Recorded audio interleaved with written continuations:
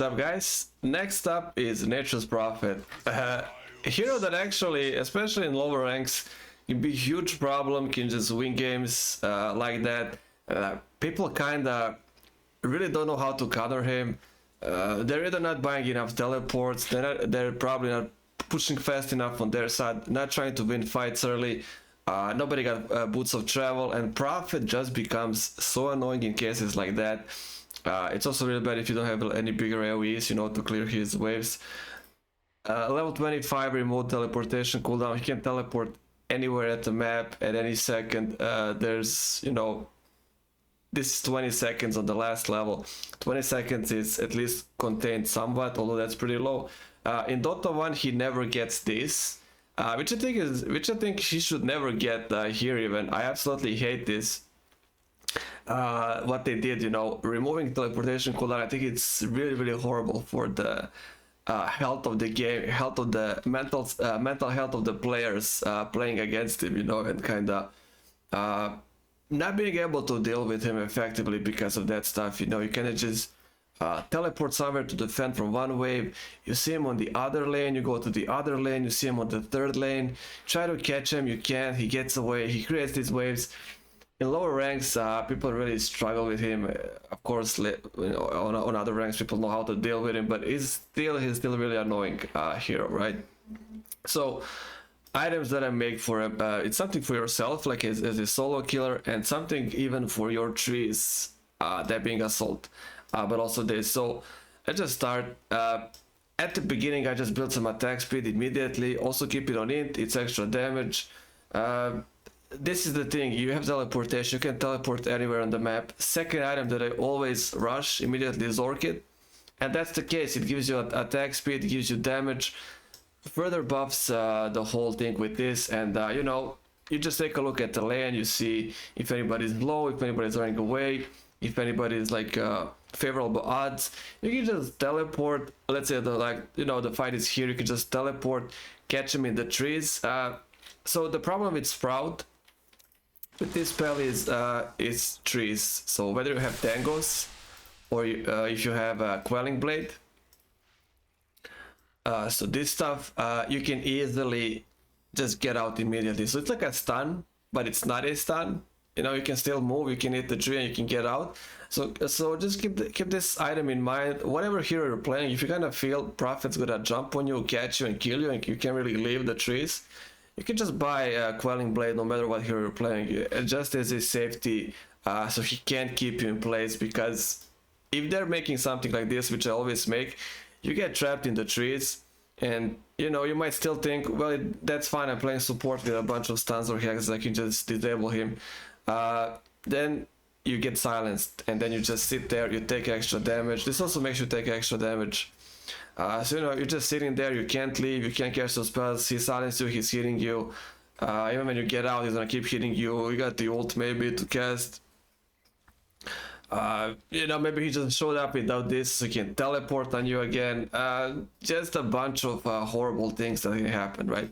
And that's why I just get this. Teleport anywhere, silence, and especially early, there's no target in the game that can get out of this, really.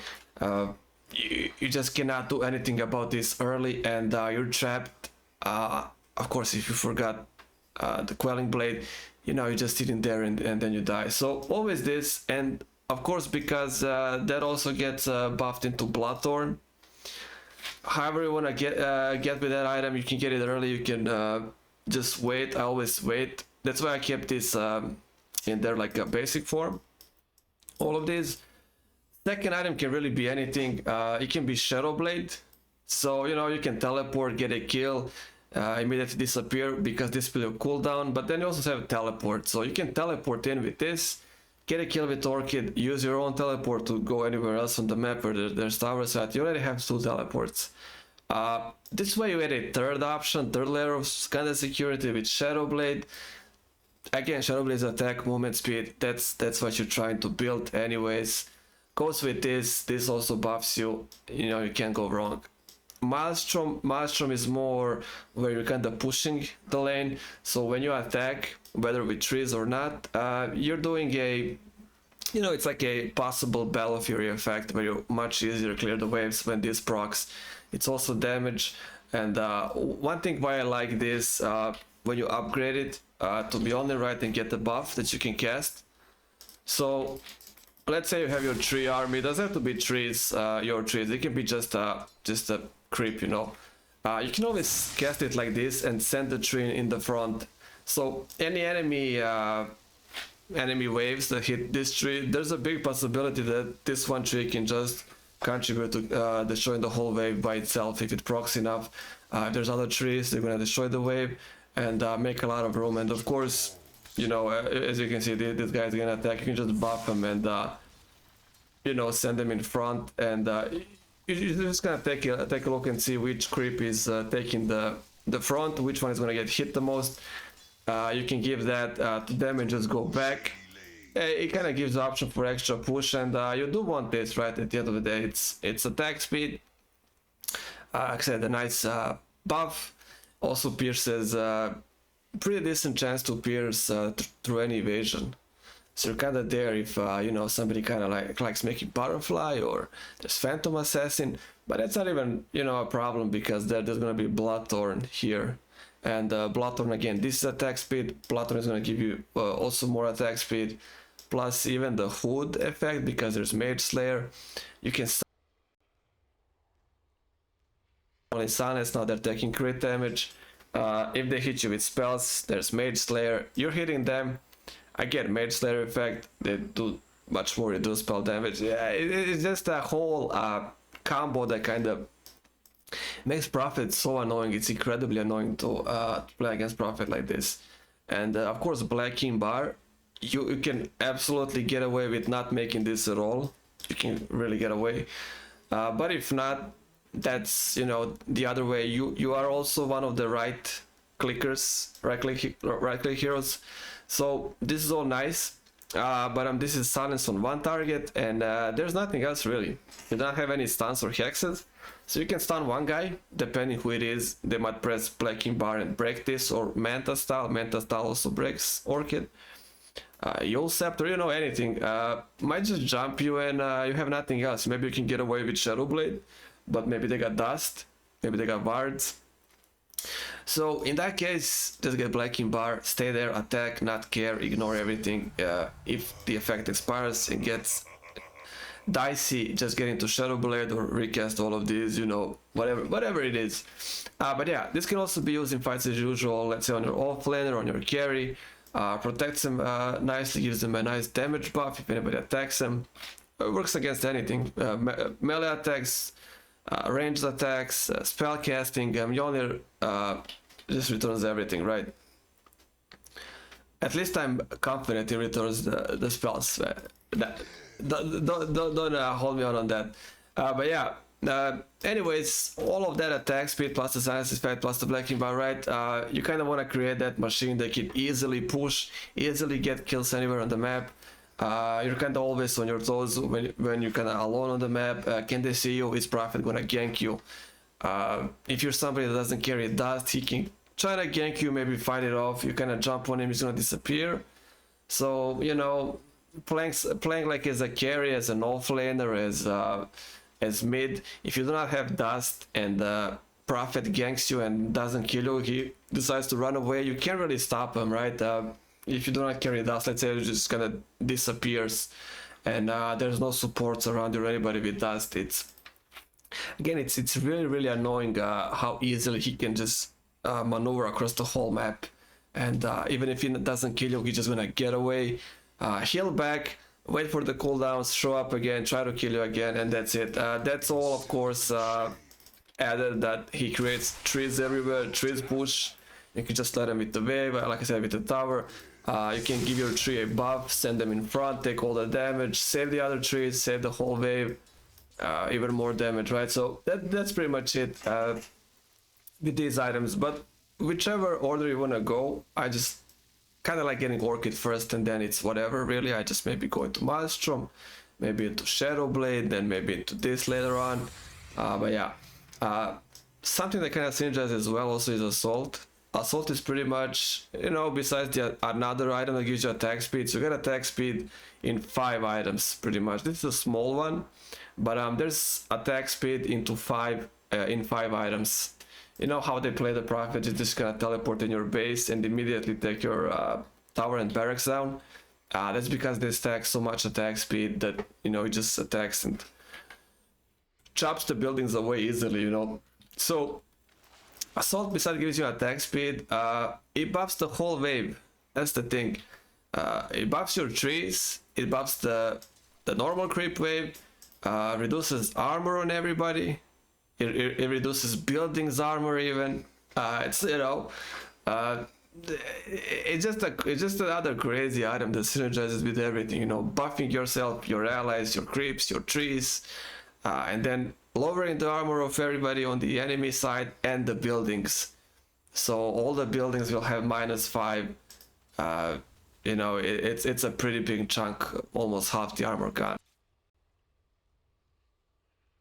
I would go for there it is, something like man would be looking like with the Prophet. I just get this. So final build probably. Options of course are always there. In terms of hex, much easier to kill solo targets. Satanic even, because you know, if you play like this, there's just a lot of attack speed, a lot of damage. It's not that hard to get the big damage and heals off of that big damage going at attack speed, right? So it's really easy to see why Satanic, for example, if you want it, right? Passive heals are there as well. You don't have to press it to get the heals. Extra damage, 40 damage as well, some nice health. There's always Satanic. So, but yeah, that's kind of what I usually get. I do not mix anything else in. Maybe you can put, let's say, Shiva in if you want. Shiva is another way to kind of, you know, go for easier pushes, gives you some armor, slows everybody around you down. But not really a fan of Shiva on this guy. This is kind of what I run. I mean, it's a lot of money. I mean, if I have all the money in the game, if I get there, if the game is long enough, if I'm actually winning fights, you know, something like that. Where you want to upgrade these, it's up to you. But items says there, like I said, Orchid alone is for killing enemy heroes. Maelstrom does help with extra damage and pushing the lane, because it's not single targets. You can attack the whole wave with the proc. You can buff your trees and the wave, buff the heroes if they go into fight, buff yourself if anybody's attacking you, you know. If you wanna buff this up, it's attack speed, it's crits. When you cast now, silence and crits. Blacking bar, of course, if they're kind of interrupting you all the time, and assault like a general buff to everybody and a general debuff to everybody on the enemy team, right? And a couple of optional stuff if you wanna do that. There's also shard. Shard just creates why did I trap myself? When you cast Sprout, shard creates 2 of the bigger ones, you know, like from the Lord of the Rings, the big trends.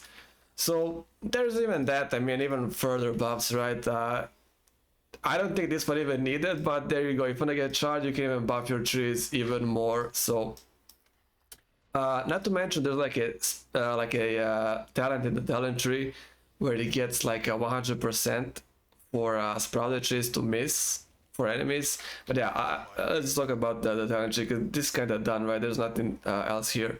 So first one is kind of whatever. I mean, it's not that big of a difference. This is 37 goes to 29.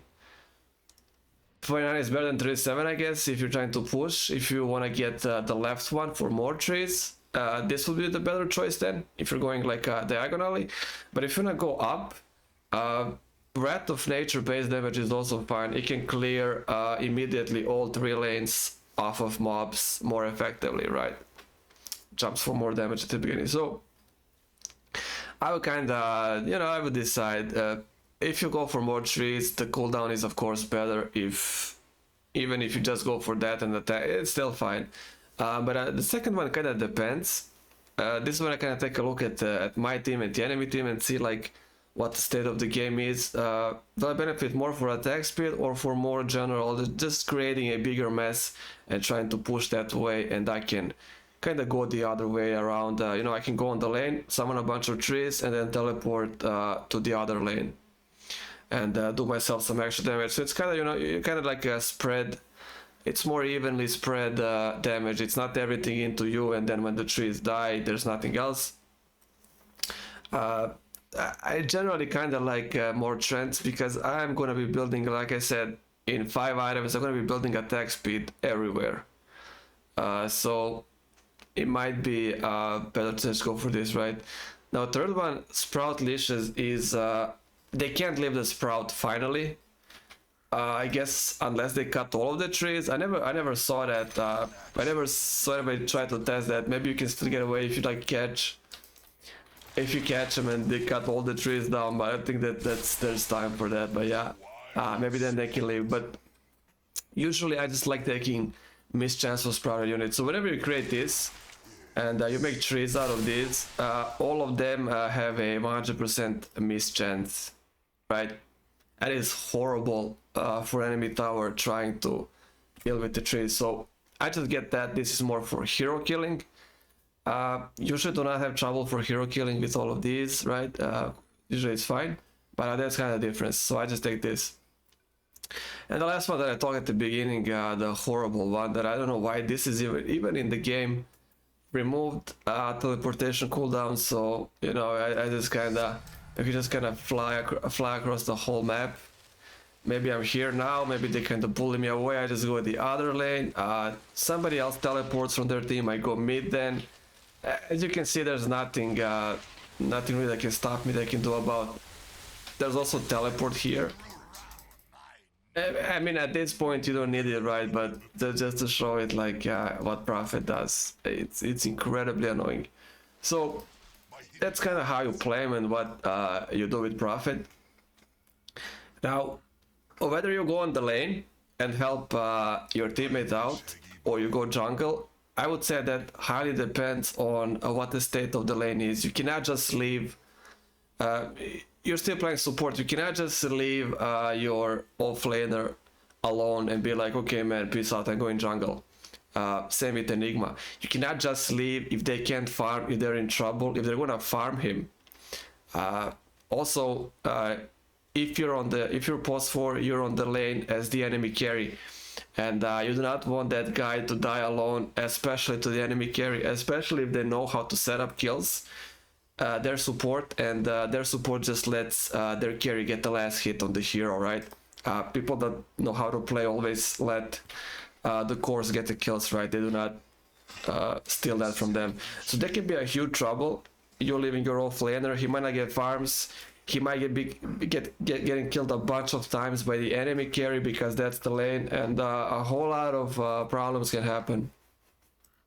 So just be aware of that. See if you can deal with that or not. And yeah, kind of just look at the map and teleport anywhere where you can get a kill early. You do not need Orchid to get kills. You can just do it with power threads. Attack speed is this hero kind of has already a nice attack speed. With this is you know, is already ready to go anywhere. So go somewhere, see if they got Quelling Blade. They might even panic and not remember that they have Quelling Blade. Also, funny thing is the people with Bellow Fury, what I've seen quite often, people with Bellow Fury forget that Bellow Fury can cut through Sprout. And that's actually really funny. They forget that Quelling Blade is contained in the Bellow Fury recipe. So you still retain the ability to cut trees with Bellow Fury, right? And there was like many games where I had to ping people, somebody like, you know, I don't know, maybe like Phantom Assassin or Juggernaut, they were playing Bellow Fury. So I was like, he was telling me I get silenced, I don't want to waste Blacking Bar and I can't escape the trees. And I told him like, why you have Bellow Fury? And then he realized he can cut trees with Bellow Fury. And Bellow Fury can easily get out of this. It's the Quelling Blade effect, just a much shinier one with much more damage and cleave, right? But yeah, so it's kind of sucky spell when they know all the ways that they can destroy this, right? So that would be the profit. As I say more times, like I said, a couple of items I would make optional stuff, talent tree, and yeah, just look at the map, teleport, and kill other heroes, right? That's the gameplay. So that would be it, and I'll see you guys on the next one.